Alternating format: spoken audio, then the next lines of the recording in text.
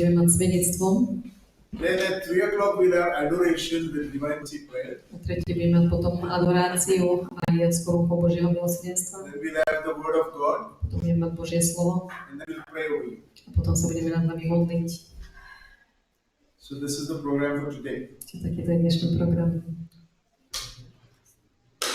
So for the people who have come first time and who have not heard clapping and loud prayers in the church, I want to tell you this is all biblical. So don't feel awkward.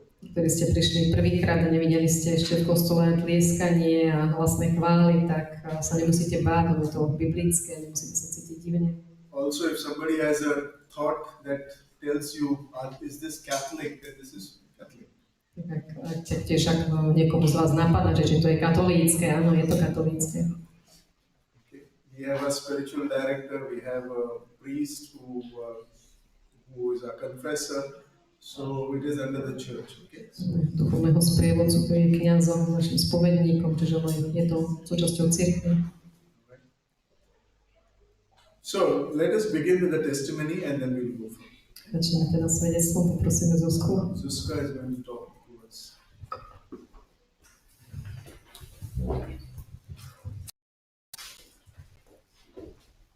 Pochválený buď Pán Ježiš Kristus. Moje meno je Zuzana a chcela by som vám teraz povedať o tom, ako Pán Ježiš v mojom živote konal a stále ešte koná. Ja som si to spísala,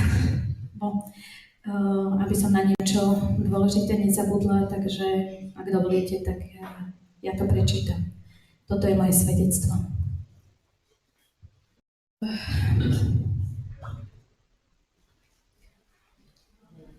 Počas svojho života som si prešla náročnými situáciami. Vtedy som ani nechápala, čo sa mi to deje a prečo.